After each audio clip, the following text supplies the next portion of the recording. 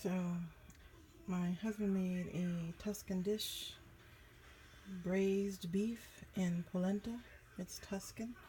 And I got my wine right there.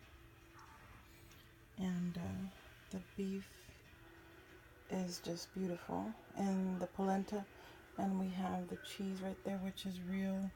I forget the name of it, but it's off of those giant wheels. And it's just so beautiful. Look at it. We cooked it in the Instapot. This dish would have taken about 3 hours to make, and it took about 45 minutes in the Instapot. Yum. Peposo. That is the name of the dish. A Tuscan dish. My husband is a chef.